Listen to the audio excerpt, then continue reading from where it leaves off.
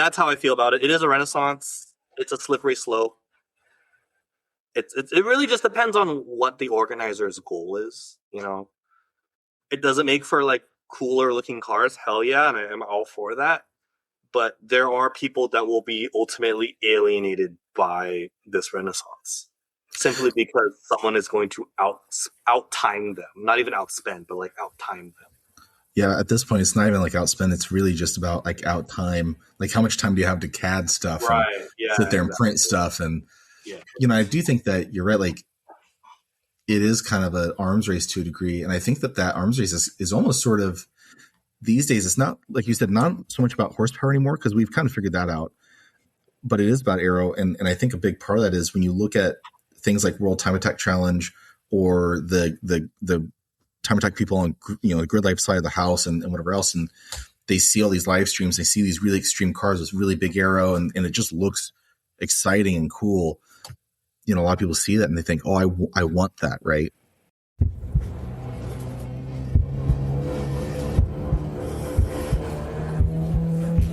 Green flag. Welcome to the Blind Apex Podcast, where amateur club racers tune in to get faster.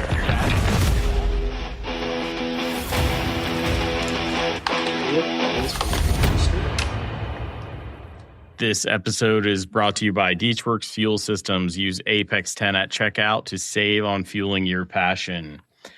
Help the podcast grow. Send this podcast to a buddy of yours that loves the dumb flat splitter rules that are out there. Yep, we're going to talk more about aero. Building off the talk I had with Dave from Speed Academy, we all know I'm looking to make some changes, low drag, medium downforce. I'm air quoting all of that. I've been surfing the internet. I hitting up Instagram looking for do-it-yourself carbon composite stuff, 3D printing stuff. And then I found my two guests while I was, searching around. So my first guest, car guy from Civics to MR2s, rally stuff, even a Ferrari, came across his page. It seems like he loves them all. Founder, lead designer, engineer behind Epsilon Plus Aerodynamics. My second guest, time trial driver of a TT2 260Z, an instructor out of the Northwest. I have a feeling his 3D printers are currently going brrr. Founder of, is it Tar Aero? Tar Aero, yep. TARR Aero. All right. Awesome. Adam and James, welcome to the podcast, guys. Thank you. Thank you for having me. Hello. Thanks for having us. Yeah, so you guys are both new to the podcast scene, apparently. We just found this out, so I couldn't slide that into the intro too well, but welcome. This is a safe place for everyone to BS and get their feelings out and let everything be heard. So, we're just here to educate folks. So I saw both of your projects, both of your companies and the stuff you're working on. And yeah, I wanted people to know what's out there, right? I think we're in a little bit of like aerodynamics renaissance where things aren't as exclusive as they used to be. But before we get on topic, because I'm really good at being off topic, I want to sort of get your backgrounds, where this aero stuff came from, philosophies, company projects, things like that. So Adam, you want to kick us off with that, please? Yeah, sure. My name's Adam. I own, operate, and do a lot of design work for Epsilon Aero. Aero is kind of a passion project for me.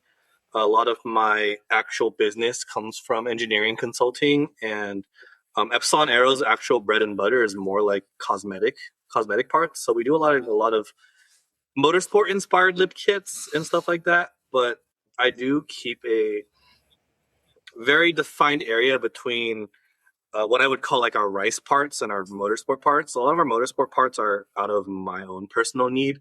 I do something called Western Touring Car Challenge, which is WTC. It's basically Grid Life when Grid Life's not on the West Coast.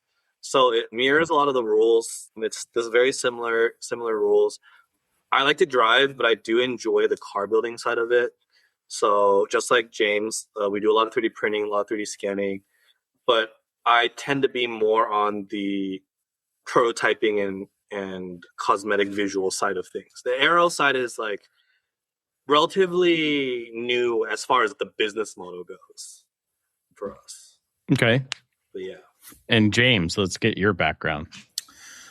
My background. So I have been an aircraft mechanic for 15 years. I've been an engineer for Boeing for quite a long time too.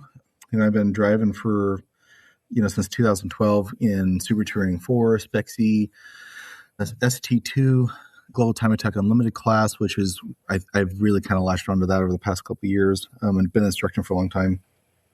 And I got to a point where I was finding a lot of my own aero issues, right? And then I got to a point where, I started building stuff out of carbon, and I realized, I've been around carbon fiber for a long time. I realized it's so expensive, and it just doesn't need to be. There's so much technology out there these days that we can do things in a new fashion, in a new manner that doesn't have to be nearly as expensive. And our biggest thing was, my business partner and I, we figured we can make things that are functional and real out of a 3D printed product. And if we can make that a reality, which has taken us a while to really make that work well, why not? Make it more affordable, but make it functional.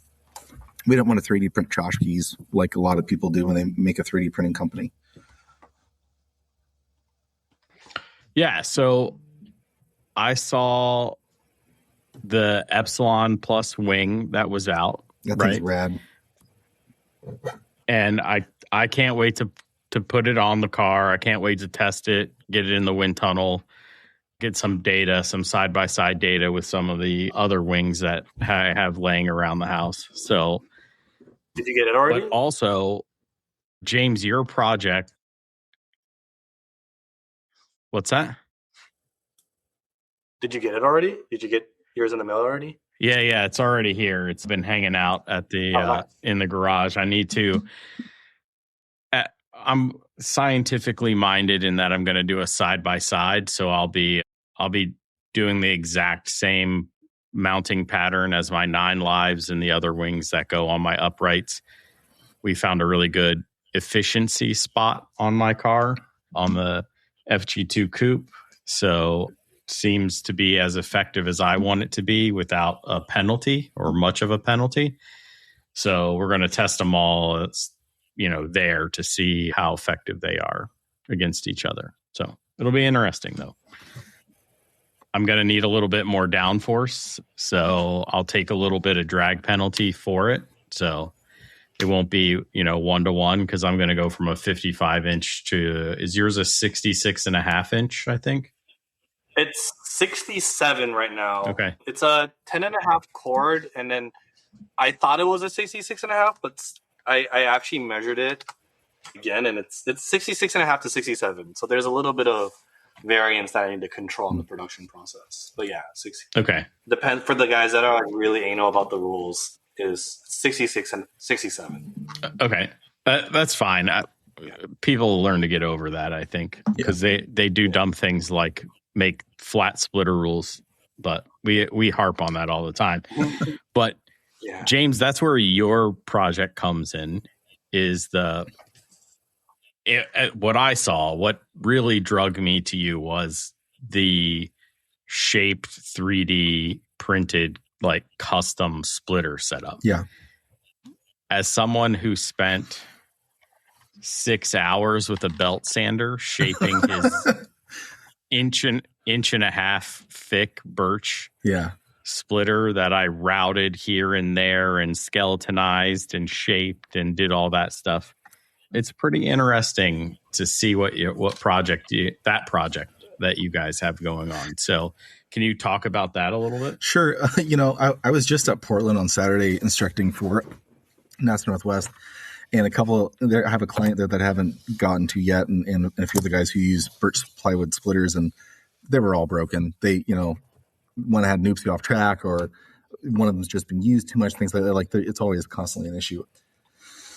As far as our splitters go, what would you like to know about it? Because I could go, real deep, or I could keep things surface level. But well, explain exactly what it is, and then what is the goal of it. So, I'll tell you what it is. It's a 3D printed product, obviously, but what we did was we have spent quite a bit of time to develop a process for, not just manufacturing. 3D printing is one thing, but trying to fuse everything together and make it so that it's structurally completely sound. It can hold up to all the rigors that, you might need it to hold up to aerodynamically.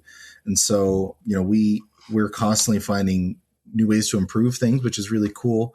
But yeah, it's a fully 3D printed product that we print out in pieces after we get through a whole design process and some QA stuff. And then, we fuse it together. It's all fused together chemically. It's not fused together with heat or glue or things like that. So it's actually a homogeneous piece when it's all done. But the inspiration for it came to me when we started the business. We were looking at a lot of different things. And I kept looking at, it was a 2013 Bentley GT4 car. I think it was GT3 car.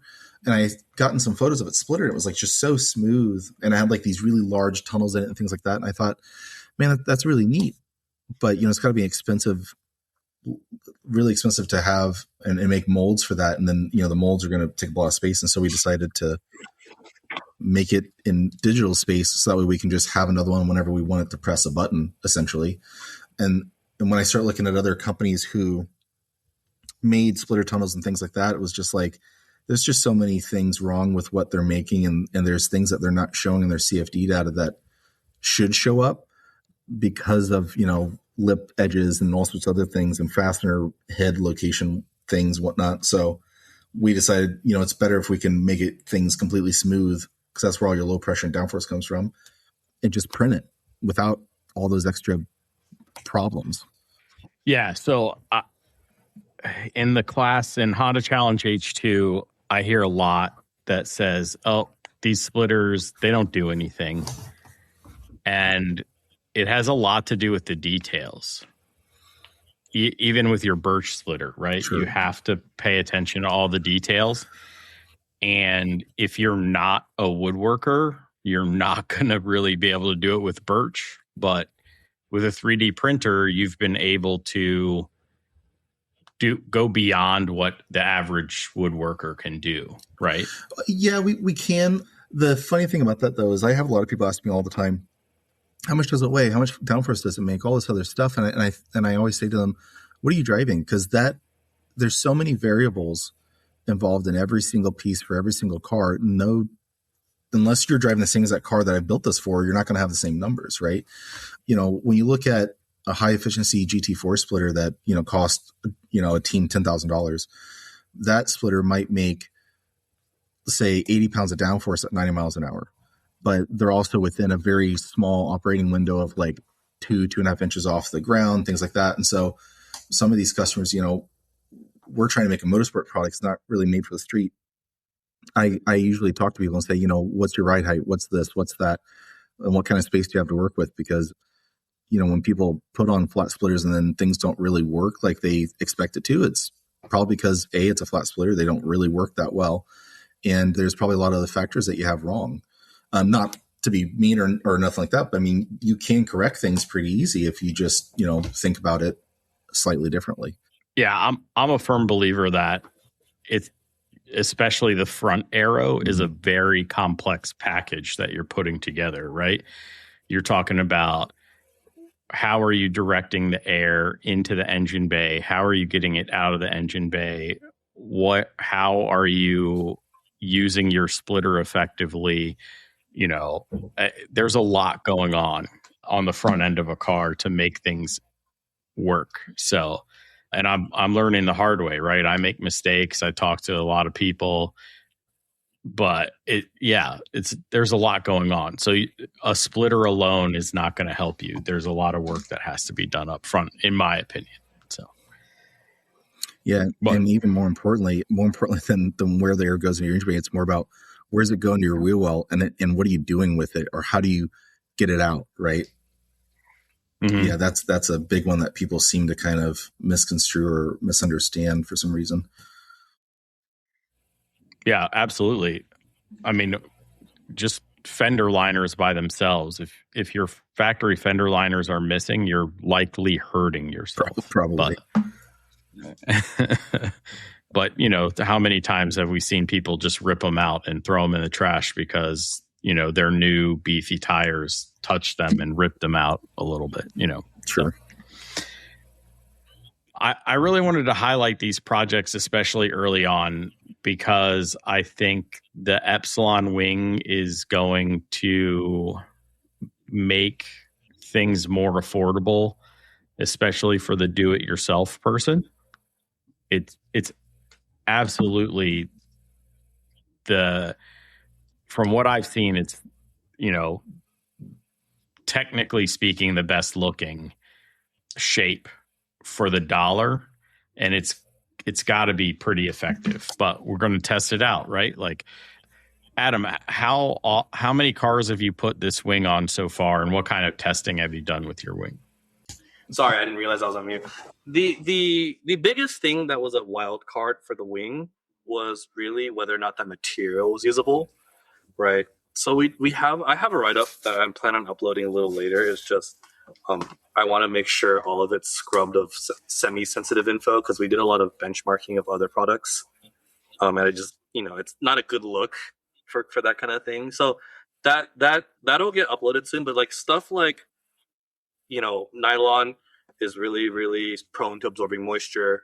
Plastic has a cyclic load failure, kind of like aluminum does. Aluminum is really well known to fatigue fail, unlike mild steel.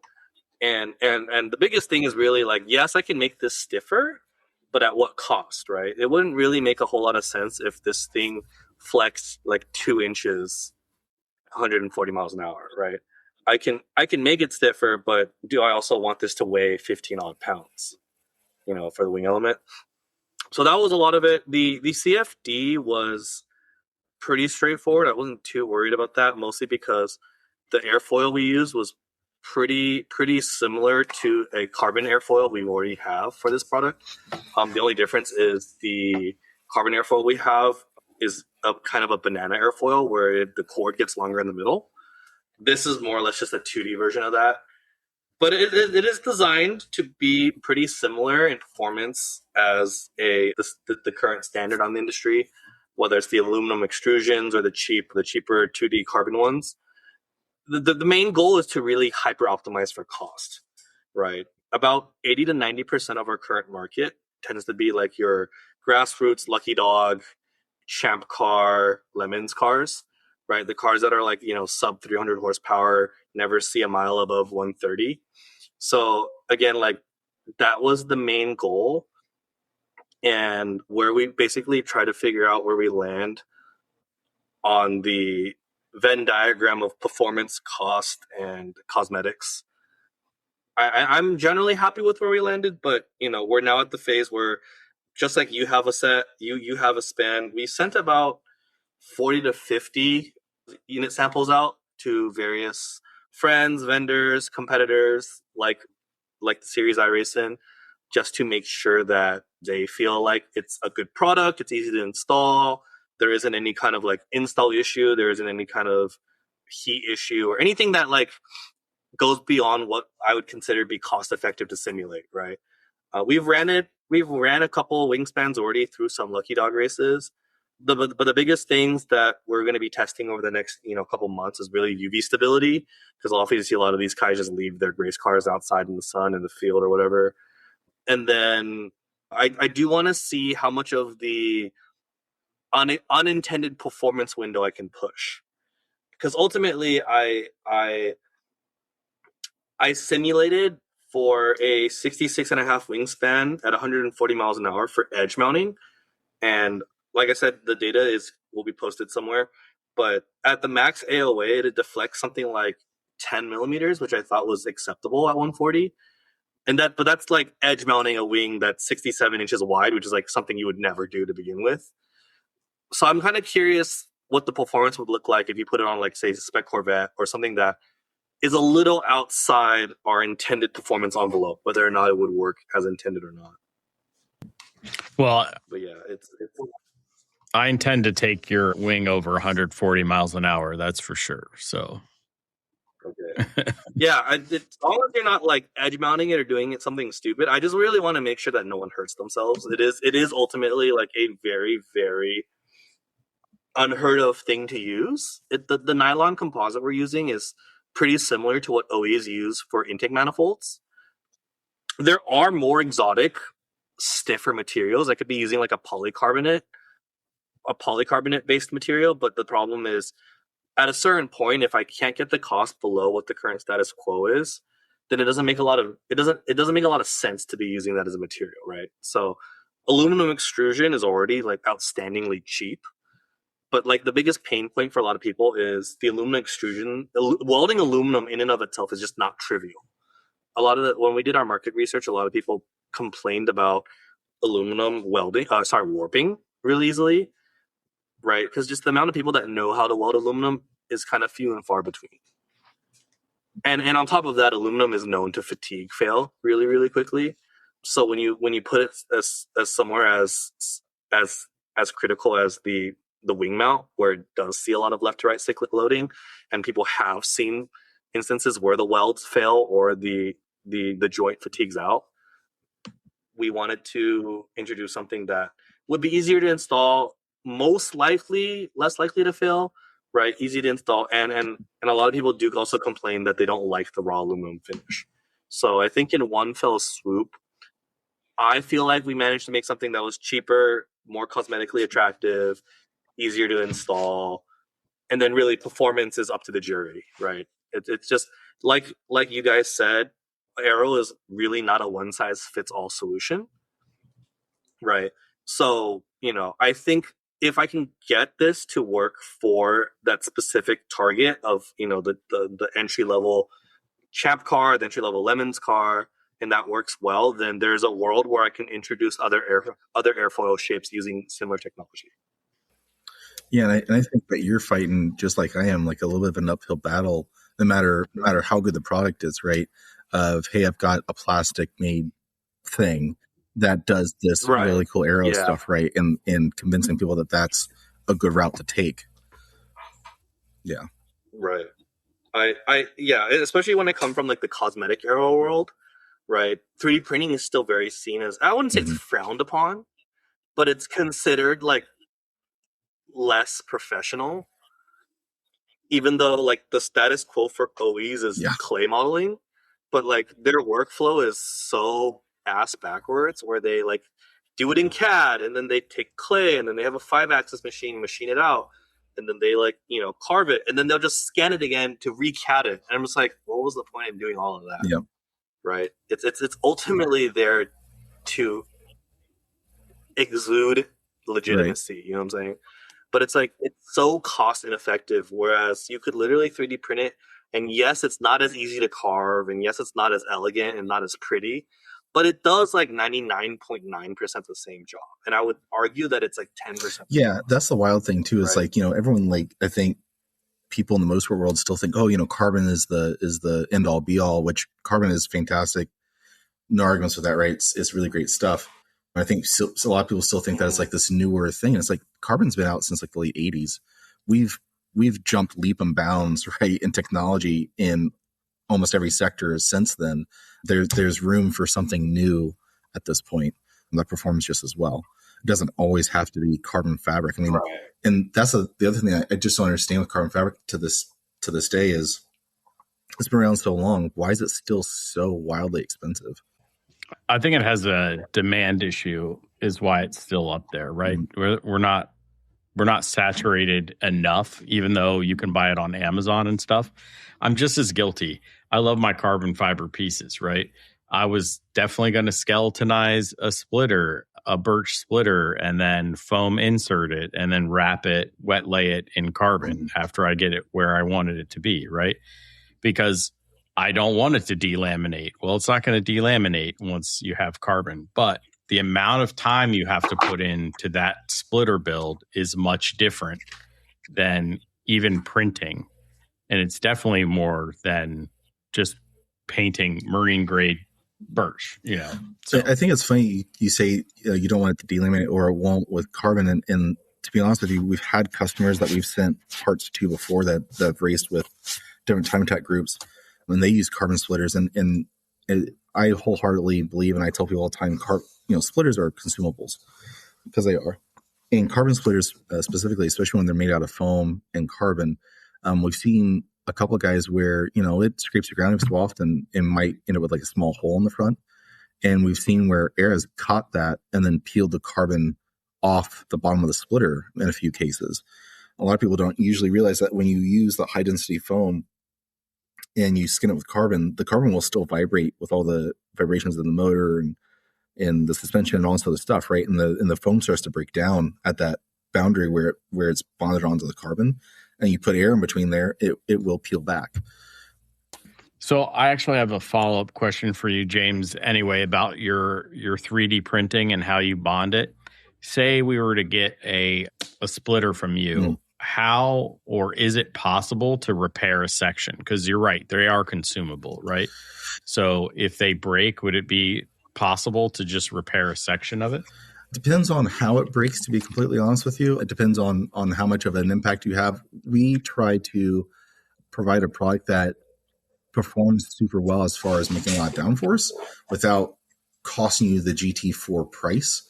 So it's just replaceable. But we do have plans to take a lot of like common wear areas on a splitter and just put on like Delrin inserts that are made to wear that you can just pop off and put a new piece on.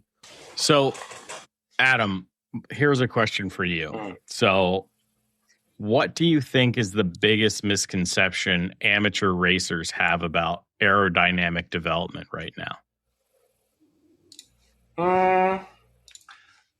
In the world I see, there are people who just it's yeah, that's a good question. I think the biggest thing is there's too many people who like to play copycat, and I come from a world where I did Formula SAE, which is on my shirt, but it's something I learned from there, which is like too many people copy what they see without fully understanding why, right? So when I do a little bit of consulting, especially with the wing elements, a common question is, there's a 47.5 width or a 67 width. Which one should I get? Let's just assume for the sake of this argument that we don't have rules to worry about, right? It's like, is bigger always better? And in my opinion, it's not, because there is a world where the additional downforce is simply not useful anymore. Then this is mostly true for the demographic of slower cars, where there's stuff where like the driver is clearly the issue. There's stuff where, like in Lucky Dog, you have a spec tire, and this tire is only so good. And a track obviously makes a big difference, but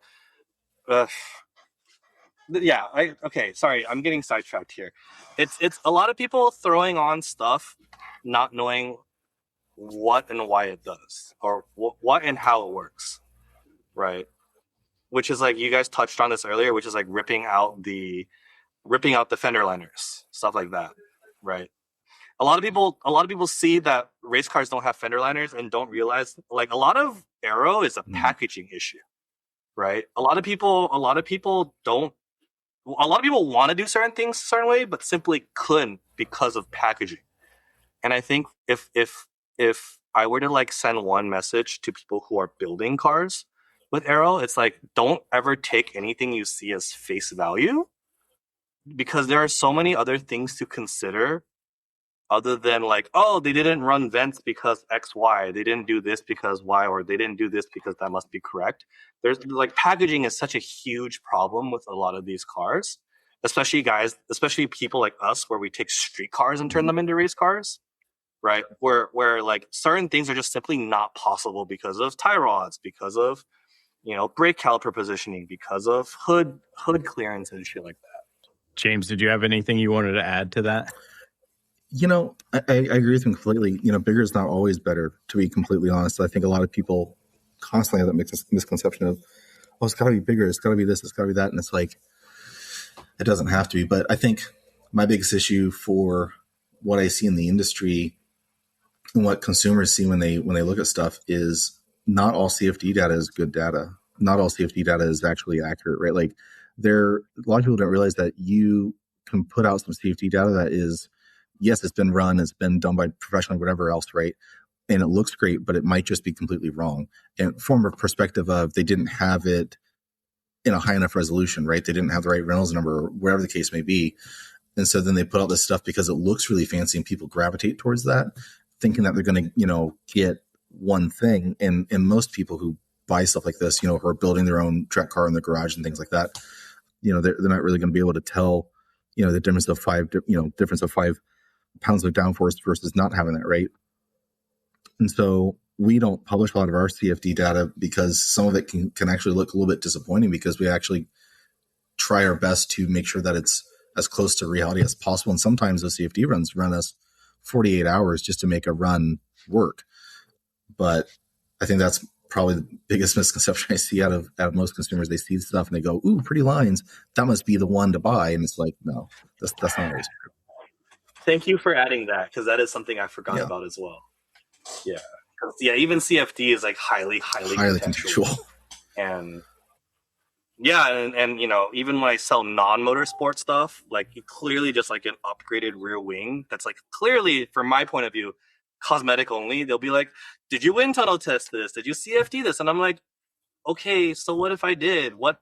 You don't know what this shit means. Sorry if I can't swear. I was like, you don't know what this means, right? It's like half of the people on Facebook that ask for that stuff, and I have to be polite because obviously I have a business to run, but like every fiber of my body is like, even if I gave you the data, you would not know what it means. So why do you even bother? I get questions like that all the time, and I want to do the same thing. I'm like, I got to be nice because they just don't know. But see, for me, like the biggest thing too is like you run CFD, you make a part, you run all the numbers, and it's like, yeah, looks really cool, and you put it on the car, and you go and drive the thing. And I'm always like, it really comes down to the seat of the pants feel at the end of the day, right? Because most of this aero stuff, it's not just about aero grip, but it's also about just providing that driver with confidence. If you can provide a driver with more confidence, 100%. and they can take that turn like 2 to 5 miles an hour a little bit faster, their lap times are going to show that, and they're going to be so much happier at the end of the day with their performance on track, and they're going to grow their confidence. That's what it's really about. And so you really have to just put it on the car, take it to the track, and see what it does in the real world, and then make the tweaks from there. Actually, in fact, just Saturday, I put on a prototype set of canards on a C7 Corvette, and we just got to let the driver go and do his testing and with a track that he's familiar with, and just tell me, it felt like this, maybe we need to make these changes or whatever, and then we'll make those changes and then go forward from there. CFD says one thing, but I got to have the driver tell me, how happy he is. Yeah, I think everybody loves the pretty picture, right? Everybody likes to see the colors, and they imagine they understand what it means. This color might be this or that, or maybe it just looks cool. I don't know. But there's a lot going on. So there's different companies. There's different software to run CFD in. Like you said, there's different layers of detail that need to be addressed in each one of those. As a business, it's important for you because you're in the development process, but letting all of that stuff out may or may not be beneficial just because people will misunderstand things. Yep. They will think they understand it, but they don't. So I get it. On to that point, Adam, the wing that you put out says it's, what was it, a 9-to-1? It's 9 from 0 to 10 degrees, and then it drops to 6 at 15. Okay. So yeah, well, it's pretty modest. It's not doing any crazy double-digit numbers, right? But it's compared to. I don't even want to compare other wings because I just don't know how they do their CFD. Right. But I will say, and I don't have a problem name dropping, it is very comparable to a 250, and that CFD is done by Andrew Brilliant. Right. So I believe his camber is a little more aggressive. So I think the best way to describe it is our wing is like a 250 light. I think it's just if you compare the data side by side, it does kind of make sense. Our wing is just 2/3 of a 250 across the board. So it's 2/3 of downforce, but it's also 2/3 the drag. When I compared our final results with APR's results, and I'm like, okay, that makes sense. We have less camber. We have generally about the same profile shape. Makes sense, and for the target that the wing is supposed to hit, where a 250 can go on far more far more powerful cars. I was like, I'm okay with this. Now like you said, it's more important to just throw it on a car and see if people like it. Because if people don't like it, it really doesn't matter what the CFD says, right? Like James said, it's a marketing gimmick, right? You know, every fiber of my being wants to just troll people and just me when I lie and just make up random numbers and not give a shit, you know. But you know, I have professional standards I like to abide by. You know, in another world, I'll make a separate brand with a fake name and just me when I lie and make fucking stupid numbers on it. But you know, so there is a part of me that wants to do that, but I won't. To a point, in the more recent past, companies love to tout this 15-to-1 number, right? That's what they love to tout. Okay. And that's cool. I own one of those wings that touts a 15-to-1, but I've also put that wing out to 24.5-to-1, right? So what was different about their CFD than my time in the wind tunnel, you know? So we don't know what the numbers will be. And my buddy Mario, OccamsRacers.com, he's always in for the trifecta, right? You can proof of concept in CFD, you test it in the wind tunnel and on track, you bring all that data together and you figure out how effective it is for your car and your program, right? So I think that's the important part. But yeah, correct. And I'm looking for. I know it's quite a ways away, but I am looking forward to having him benchmark the wing at the whenever he's going to. Why am I blanking on the name of the wind tunnel? A2 wind tunnel. A2, yeah, A2. Because I'd very much like to. I'm not quite at the point where I'm doing validation yet, but I would love to get validation of our CFD and a wind tunnel and just free stream air. That'd be cool. You know, because I do a lot of stuff, and this wing thing is one of my passion projects. But ultimately, I'm going to admit this. I am not a huge like CFD nerd like most of these guys. I come from more of like a business and manufacturing background.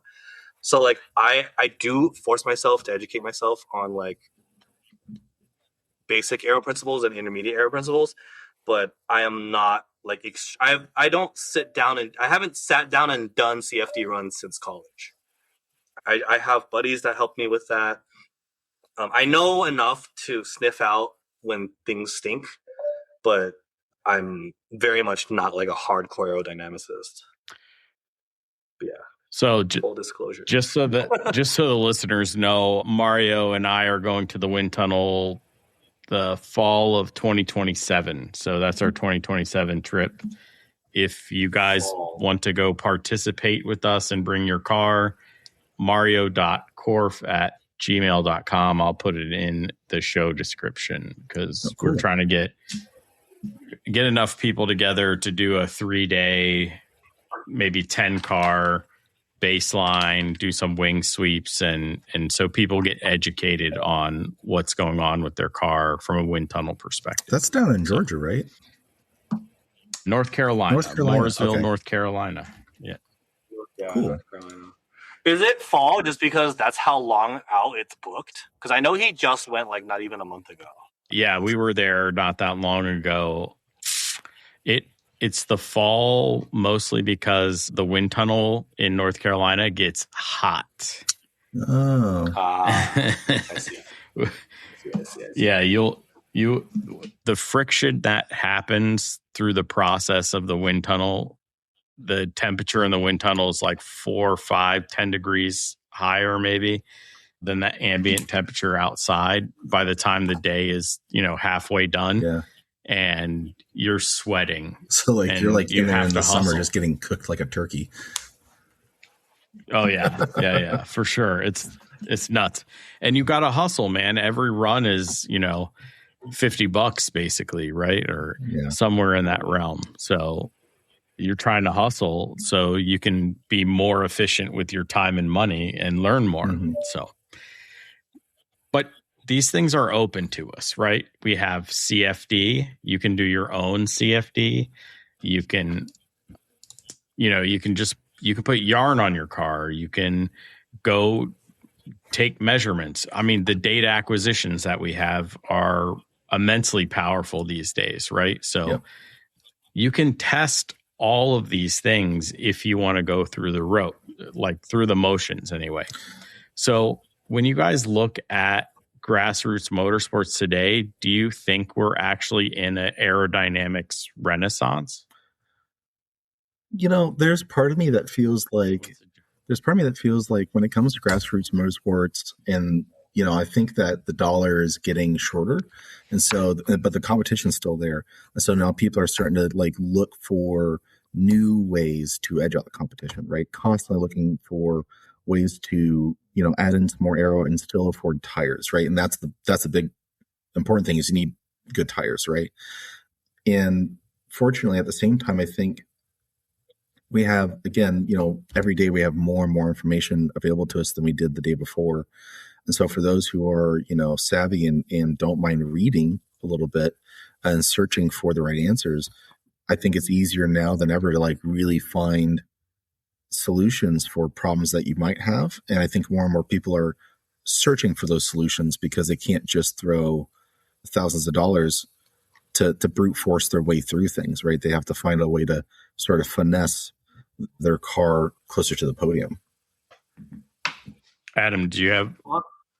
Yeah. On my end, I actually want to say yes, but I'm actually coming from it from a non-motorsport point of view, motorsport related. But and the reason why I say that is because the cost and barrier to entry to make not like wings or splitters per se, but to make exterior body panels has gone lower than ever before. We're seeing Miata owners literally 3D printing entire hardtops.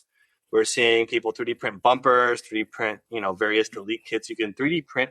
There's a lot of things that even we do that we don't talk about that would normally take many, many hours, very advanced radiator ducting, very, very advanced hood ducting, where it actually ducts the whole way through and is tapers in nicely and all that stuff. You can 3D print that stuff now, right? We would never sell it because it's so vehicle specific. But what would normally have taken us 3 nights of work, I can just scan, model, and print in the span of one evening. And scanners, previously unattainable, now being very, very good at $1,500, means that a lot of these grassroots rules of OEM plus aero, or whatever the SECA term of is just the cost trim plus or whatever, a lot of those rules are now failing to catch up with a lot of what these guys are capable of building. Fantastic example is actually what we do for Grid Life Touring Cup. We're building a lot of bumpers for competitors that significantly extend the nose of the car. This is I don't know if you want to call it a blind spot in the rules, but there's just currently nothing in the rules that prevent us from significantly extending the nose of the car, right? Which then gives you more surface area under the front of the car. There are still, like you said, in specifically Grid Life, you have the flat splitter rule, so its overall effectiveness is a little bit muted, but we can significantly extend the front end of the car. We can make it easier for them to block off ducting. We can make it easier for them to do a bumper opening that's only exactly the size they need it to, right? Which is traditionally just really, really resource and time intensive when you're stuck with OEM aero or you're stuck with, whatever was currently on the market, right? So what I mean by that is for grassroots racing especially, it's more attainable than ever to make very, very bespoke packaging, right? Very, very bespoke exterior aero and stuff like that, which, was used to be things reserved for full-blown shops that did have blank checks that could spend 20 hours doing sheet metal ducting and block offs and, brake duct testing and block off testing and stuff like that. Now brake ducts are easier than ever to make. You have a lot of DIYers. You can do, a lot of people are even starting to make fastbacks because that's also a blind area in the rules where you're allowed to run whatever hardtop you want. So why the hell wouldn't you make a fastback, right? And it's interesting because it's bringing up a second argument, which is, should we allow this? Because now it becomes a Cold War arms race, right? where, you know, in the 90s and the 2000s, it was engine power, right? We're kind of where engine power was in the 90s, where people were, figuring out tuning, figuring out carbs, figuring out direct injection. So there was like a horsepower race with engines, but we're having the same thing with aero, right? Where a lot of things that were previously just not cost effective are now starting to become cost effective, and it can very easily turn back into a resource and spending race. So there's like arguments on both sides of the coin of people who take advantage of it, loving it, and then there's people who like kind of see the writing on the wall and be like, hey, we need to just go back to like the old school SCCA production rules, right? Otherwise, this is going to completely get out of hand, and you're going to have these guys, you know, let's just say that the splitter rules weren't enforced and it wasn't flat, right? And you can run whatever you want. Right, that is in an arms that splitter in and of itself could be its own arms race. Yeah. Right. You have the splitters that James are making, but like 90% of the field would just run a birch plywood splitter with bolt-on tunnels, and that wouldn't lay a finger against the stuff that James is doing. Right. It is ultimately like it's a slippery slope, and it's like, what do you want? Do you want the innovation, or do you want to make grassroots racing still keep the cost reasonable, right? So that's how I feel about it. It is a renaissance. It's a slippery slope. It really just depends on what the organizer's goal is, right? You know, it doesn't make for like cooler looking cars. Hell yeah, and I'm all for that. But there are people that will be ultimately alienated by this renaissance simply because someone is going to out time them, not even outspend. Yeah, at this point, it's not even like outspend. It's really just about like out time. Like, how much time do you have to CAD stuff and sit there and print stuff? Right. And, yeah. You know, I do think that you're right. Like, it is kind of an arms race to a degree, and I think that arms race is almost sort of these days. It's not, like you said, not so much about horsepower anymore, because we've kind of figured that out. But it is about aero, and I think a big part of that is when you look at things like World Time Attack Challenge or the Time Attack people on the grid life side of the house and whatever else, and they see all these live streams, they see these really extreme cars with really big aero, and it just looks exciting and cool. You know, a lot of people see that and they think, oh, I want that, right? And that's what they gravitate towards, because it's neat stuff. I'm a fan. I think it makes for cooler looking cars. It's just, it'll be very interesting to see where the rules go, especially for non-time attack rule sets. I think time attack, the people who have spent the money have already spent the money. It's just, I think the barrier of entry has gone a lot lower. Yeah. Right. And I think that's a good thing. The barrier of entry getting lower for anything, I generally think is good.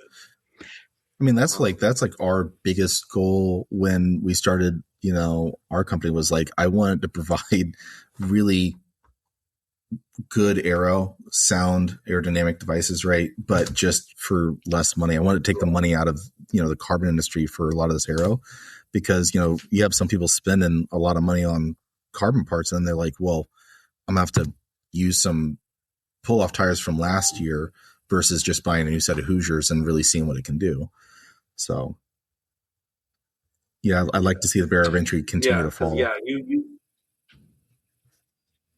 because I've like looked at your product and I'm like, damn, this is $1,500 for something that costs $4,500 normally.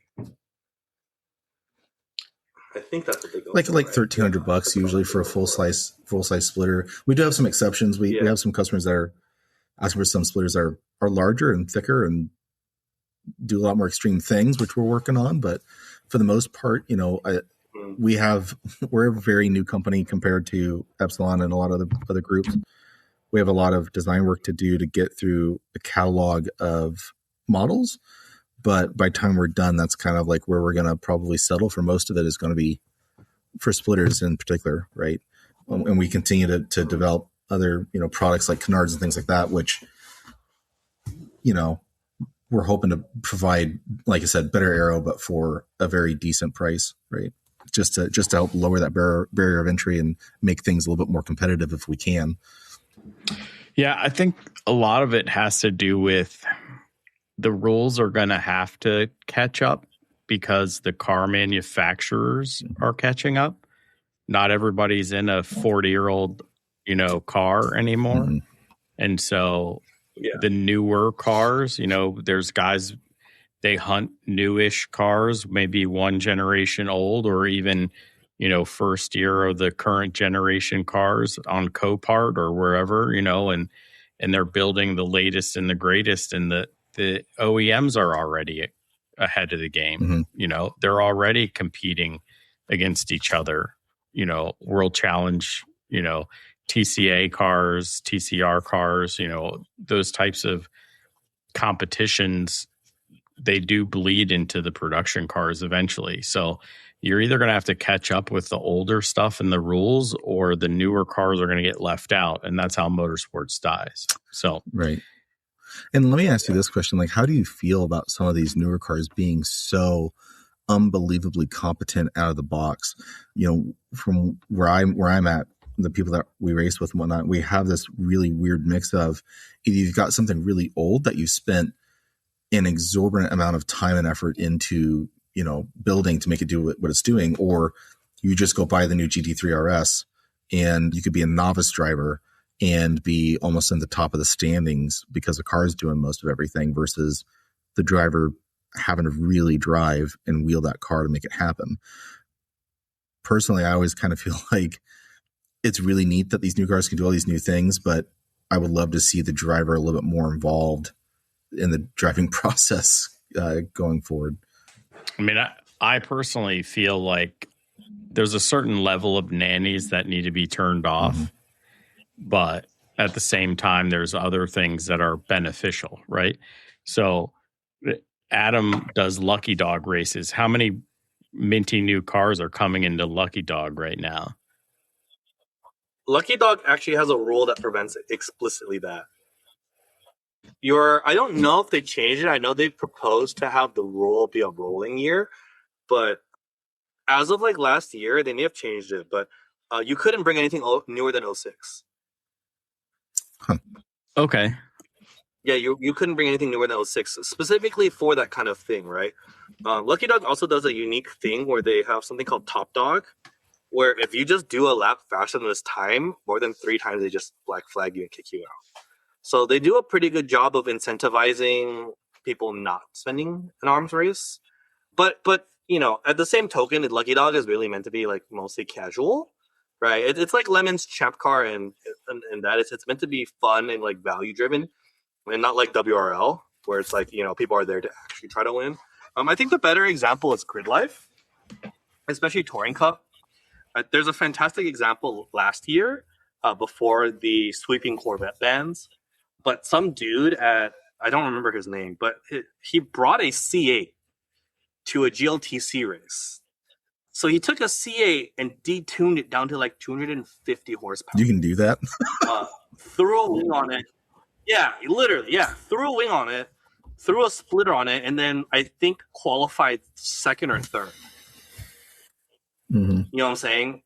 In comparison to guys like Eric Coutillo, who have, their life, blood, sweat, and tears and 10 years into the EG platform, right? Previously in a hatch and now in a sedan, right? Where his car is really competitive, but his car is competitive off merit, not because, you took a brand new car that takes advantage of a loophole in the aero rules, which in this particular case, the rules don't account for factory cars that have flat bottoms. Right. Right. So right now, Adam Jabay and the Grid Life team are currently talking about letting people throw on flat bottoms, because I got the short end of the stick by running a Lotus Elise, and the old rules actually gave me a 1% or 2% penalty for simply having a Lotus Elise. Mm-hmm. Right. And the stated reason was, flat bottom and diffuser. Okay, fair. Right. Fair for the era when cars didn't really have flat bottoms. Right. But the GR86 is a very well designed car. It is completely flat on the bottom. Right, the C8, even the C5 is the torque tube is sealed, right? So they finally applied a massive penalty to the C5, and then finally they just outright banned, or they didn't really outright ban it, but they put a tire maximum on it to effectively ban it, right? And you're gonna see this for newer and newer cars that just have all modern cars essentially nowadays have flat bottoms, right? So a lot of these rules have to be combed over, and I don't have a personal problem with guys running new cars. I think it's really, really cool that new cars are so good out of the box. I just wish that the rules were a little more effort was put into the rules to account for it. Because I come from like the Forza background where like it's cool to build a car that isn't the meta car and be competitive. Because at any given point in time, if you really just wanted to win, just go build a meta car. Right? Everyone has a little bit of a different motivation when they go racing. Right? Some people have a platform they want to stay loyal to. Some people just want to win. So like, you get what I'm going with that. So like I'm a big fan of Grid Life just because they don't really care what you do to your car so long as the rules are balanced out. You can bring a sequential, right? You'll take the penalty for it. The penalty might not be fair, but they won't let you not take a sequential, right? So I'm a big fan of that philosophy. I think variety is the spice of life. And if you can't win, at the very least, you can bring a really, really cool car, right? A lot of more people are going to remember the cool car than they're going to remember the winning car. I think people are forgetting that, though, to be honest with you. I mean, when I go to do most of my time attack, or time trial groups or whatever else, wherever I go, I'm seeing more and more A90 Supras pop up and less of the EG Civic hatchbacks, right? And less of the weird, say Volvo, brick car with some cool stuff on it, right? And personally, I would love to see more oddities show up, but when it's so hard to make them compete against the new stuff, usually the new stuff just wins out because it's more cost effective in the end. Yeah, the A90 is a really, really good car, and I agree with you. And I think the A90 quite literally ruined a lot of GTA street classes. Yeah, it seems like a cheater car in most cases. Yeah. Until the C8 came out, there was literally nothing that could touch it. So it's interesting. It's very interesting, and unfortunately, there's just not a right answer unless you want to run the risk of splitting the groups even further, and then you have more classes, and that's how you end up with an SCCA that has 3.5 million classes, right? So it's there is unfortunately not an elegant answer, because then, the easy answer to all of this is, just go do a spec series. Yeah, but spec series never seem to really work, do they? I mean, they seem to work for a couple of years, and then people start complaining, or it's too nitpicky, and then it just starts to fall apart at some point. Yeah. It's like, how do you balance public enjoyment with driver enjoyment, right? It's just two ends of the opposite coin, and there's not really an elegant way. No, there is. It's a really hard question to answer. I've talked to a bunch of YouTubers. Yeah, I've talked to YouTubers. I've talked to all the guys who have done racing content. It's when they go racing spec Miata or spec whatever, it's to them it's exciting, right? Because the racing is inherently designed to be exciting, but it is just really boring to watch unless they're crashing. It is spectacular, right? Yeah. Yeah, that is great. The Miatas are good at that. Yeah, exactly. Miatas at Watkins Glen is the best. Anything at Watkins Glen is the best. It's just carnage, straight carnage. But yeah, I don't know. That's why I like Grid Life, but it is they themselves are fighting an uphill battle, because no matter what they do, there will always be a meta, right? Because when you look at the bigger picture, it's ultimately how smart are the Grid Life rules makers and how smart are the competitors, right? And unfortunately, there's only 3 Grid Life rules makers, right? Against the however many competitors there are. Statistically, there will be a handful of people who end up being smarter than the rules makers, right? So it's I have a lot of respect for what they're doing.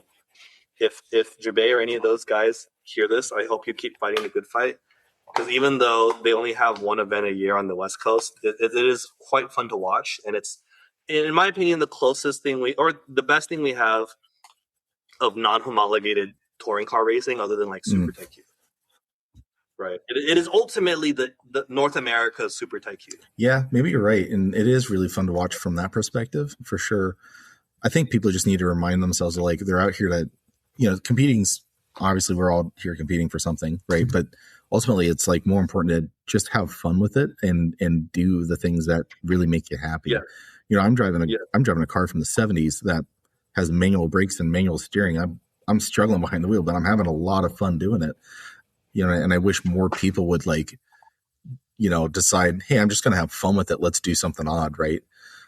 because that's just a lot more fun to see. Yeah, that's why for me, I'm like I love my MR cars. That's why like I have the Elise Cup car, and I'm a big fan of it. That car's tried to kill me on multiple occasions. It's got me race bans before, but like I like the way it likes to kill me, and I just told myself, as long as I'm racing somebody, I'm gonna deal with the 2ZZ being crappy. I'm gonna deal with all that. The car's a wonderful blast to drive. It's unfortunate, it's uncompetitive, but I've kind of just like but you probably feel super rewarded after you get out of that car every time, though, don't you? Yeah. Right. Yeah. If I walk out breathing in all my limbs, I'm like, right. Yeah. It's I love driving MR cars, mostly because if I'm not racing someone, at least it's like a blast to drive. Because I've driven Miatas. We have 2 NCs in our fleet.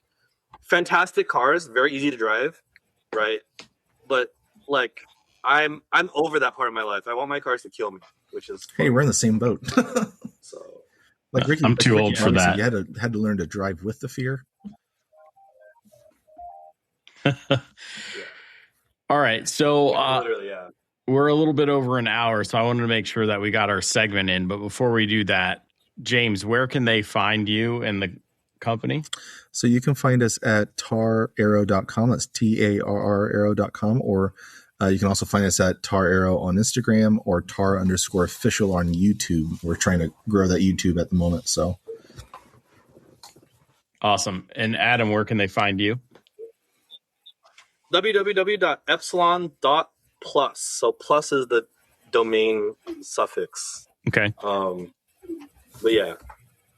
Awesome. All right. So the 2026 segment, we may or may not be split. We'll see. But James, we're going to have you go first because I think you're driving the oldest car here. If you're building new race car today, are you putting ABS in your car or no ABS? No ABS. Okay. Adam, ABS or no ABS? I'm going to answer with a little nuance. If I care about winning, I'll put ABS in.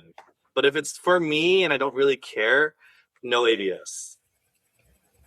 Okay. I don't know how I'm going to log that in my data, but okay. I'll figure that out. The answer is no ABS. No ABS. All right. I thought we were going to be split, but here we are. Guys, it's been a pleasure. I really appreciate you guys coming on. I really look forward to what you guys are going to put out in the future. You guys are thinking about the needs of the people, the needs of the smaller guy and gal that are out here racing on a budget and still trying to put on the best show that they can. And we're going to need every part of that to work, right? The aero, the brakes, the tires, everything. So thank you guys for doing your part. And I really appreciate you coming on the show. Thanks for having me. Thanks for having us. I think we did okay for our first. Maybe. Yeah, not too bad.